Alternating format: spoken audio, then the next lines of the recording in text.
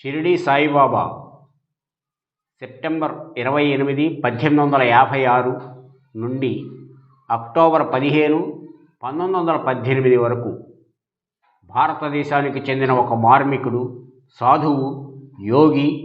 సాయిబాబా అసలు పేరు, జన్మస్థలం తెలియదు.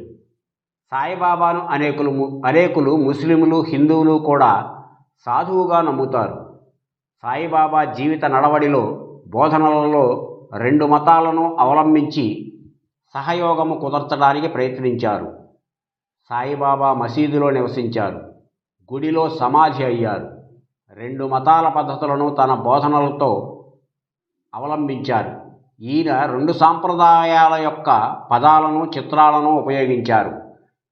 ఈయన వ్యాఖ్యలలో ముఖ్యమైనది శ్రద్ధ, ఇంకా సబూరి.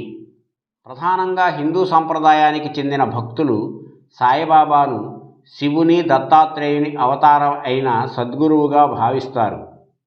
సాయిబాబా బోధనలలో ప్రేమ, కరుణ, దానం, సంతృప్తి, శాంతి, దైవారాధన, గురుపూజ ముఖ్యమైనవి.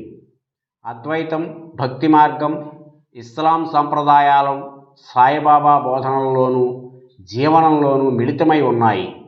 దేశవ్యాప్తంగా సాయిబాబాను దైవస్వరూపునిగా గుర్తించి ఆరాధిస్తున్నారు.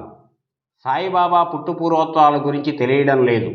ఈ విషయమై జరిగిన కొన్ని అధ్యయనాల వల్ల బాబా షిరిడి చుట్టుపక్కలే జన్మించి ఉండవచ్చునని, అతని బాల్యనామం హరిభావు భుసారి కావచ్చునని కొన్ని అభిప్రాయాలు ఉన్నాయి. తన జన్మ, బాల్యాల గురించి బాబా ఎప్పుడూ స్పష్టంగా చెప్పలేదు. అవి అనవసరమని అనేవారు. ఎందుకంటే ఎక్కడ పుట్టాడో, పేరు ఏమిటో తెలిస్తే ప్రతి మనిషి ముందు వారి కులగోత్రాలు చూస్తారు.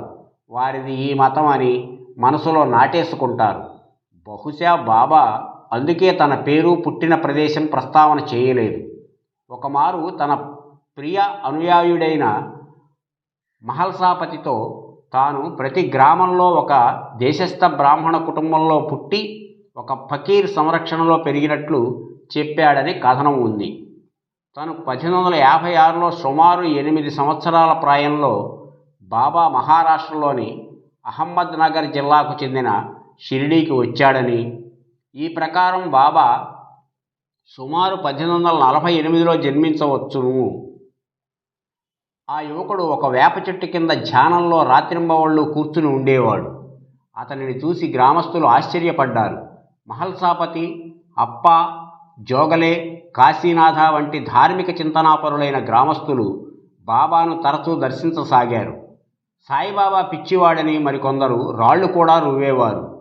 మళ్ళీ కొంతకాలం కనిపించకుండా పోయిన సమయంలో అతను ఎక్కడికి వెళ్ళాడో ఎవరికీ తెలియదు. అప్పుడు అతను చాలామంది సాధువులను, ఫకీరులను కలిశారని, నేత పని చేశాడని కొన్ని సూచనల వలన తెలుస్తున్నాయి. కానీ అవి అంచనాలు మాత్రమే. నిజానికి వీరికి ఎటువంటి ఆధారాలు వీటికి లేవు. 1858లో చాంద్ పాటిల్ కుటుంబపు పెళ్లివారితో కలిసి బాబా షిరిడీ వచ్చారు. అక్కడ ఖండోబా మందిరం దగ్గర బాబా బండి దిగినప్పుడు మందిరం పూజారి మహల్సాపతి ఆవో సాయి, రండి సాయి అని పిలిచాడు. సాయి అంటే సా అనగా సాక్షాత్తు అని, ఈ అంటే ఈశ్వర్ అని. తరువాత సాయినామం స్థిరపడిన ఆయన సాయిబాబాగా ప్రసిద్ధుడైనారు. షిరిడీ ప్రాంతంలో సాముగరిడీలు, కుస్తీలు ప్రసిద్ధం. సాయి వేషధారణ కుస్తీ పహిల్వాన్లాగా ఉండేది. సూఫీ ఫకీరుల్లాగా మోకాళ్ల వరకు ఉండే కఫని, తలకు టోపీలాగా చుట్టిన గుడ్డ ధరించటం మొదలుపెట్టారు. ఇలా ముస్లిం ఫకీర్లా ఉండే బాబాకు స్థానిక హిందువుల నుండి కొద్దిపాటి ప్రతిఘటన కూడా ఎదురైంది. 1918లో తమ సమాధి వరకు సాయిబాబా షిరిడీలోనే ఉన్నారు. ఒక పాత మసీదును తన నివాసం చేసుకున్నారు. మసీదులో ధునిని వెలిగించారు. అందులో నుండి విభూతిని తీసి తన దర్శనానికి వచ్చేవారికి పంచేవారు. అది వారికి రక్షణ ఇస్తుంది. వచ్చిన వారికి ఉపదేశాలు, ధర్మబోధలు చేసేవారు. చాలా మహత్తులు చూపించారు. స్వయంగా వండి ప్రసాదాన్ని పంచేవారు. ఉత్సవాలలో పాల్గొనేవారు. 1910 తరువాత సాయిబాబా పేరు దేశమంతటా తెలిసింది. దేవుడిని గుర్తించిన భక్తులు బాబా దర్శనానికి రాసాగారు. అక్టోబరు 15, 1918 మంగళవారం మధ్యాహ్నం 2:30 బాబా తన భక్తుడైన భయ్యాజీ అప్పాకోతే పాటిల్ వడిలో మహాసమాధి చెందారు. ఆయన దేహం బూటీవాడలో ఖననం చేయబడింది. అక్కడే సమాధి మందిరం నిర్మించబడింది. 2 మతాల గ్రంథాలను సాయిబాబా ఆదరించి వ్యాఖ్యానించారు. వాటిపై ఆయనకు లోతైన పరిజ్ఞానం ఉంది. హిందూ మత విషయాలపై బాబా వ్యాఖ్యానాలలో అద్వైతం, భక్తి అంశాలు కలగలిసి ఉండేవి. తన నివాస స్థానమైన మసీదుకు ద్వారకామాయి అని పేరు పెట్టుకున్నారు. భగవంతుడు అంతటా అందరిలోనూ ఉన్నాడనేది బాబా బోధనలలో ఒక ముఖ్య అంశం. సాయిబాబా ఉపదేశాలు ఇస్లామిక్ సిద్ధాంతాలకు, ఉపనిషత్ సూత్రాలకు కూడా సరిపోతాయి. ఈ లోకం నశ్వరమని, భగవంతుడిచ్చే మోక్షమే శాశ్వతమని చెప్పారు. సాధనలో గురువు ప్రాముఖ్యతను గురించి, గురువునే దేవుడిగా భావించమని పదే పదే చెప్పారు. పూర్వపు కర్మల కారణంగా వివిధ ఫలితాలు సంభవిస్తాయని కూడా చెప్పారు. సాయిబాబా రచించిన గ్రంథాలేవీ లేవు.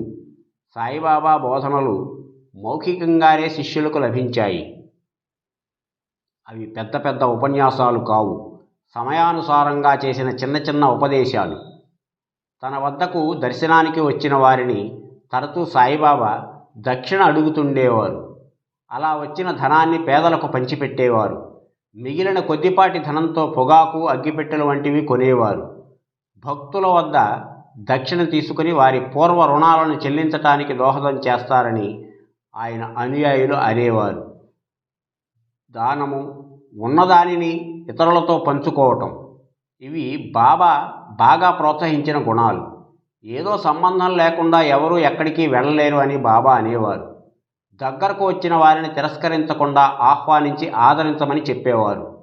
దప్పిక కొన్నవారికి నీరు, ఆకలి కొన్నవారికి అన్నము, నగ్నంగా ఉన్నవారికి దుస్తులు ఇవ్వు.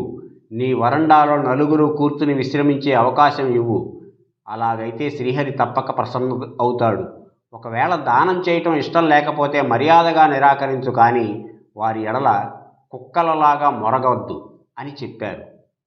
హిందువుల దైవమైన శ్రీరాముడు, ముస్లింల దైవమైన అల్లా ఒక్కరే. ఇరువురి బోధనల సారాంశం ఒక్కటే. అందరి దైవం ఒక్కరే. కనుక మీలో మీరు కలహించుకోవటం మాని సోదరుల వలె కలిసిమెలిసి జీవించండి. సర్వాంతర్యామి అయిన ఆ భగవంతుడిని సేవించుటకు మతభేదం అంటటం కాకూడదు. ఒక ముస్లింకు సంతానం కలిగితే షిరిడీలో మిఠాయి పంచుతానని మొక్కుకున్నాడు.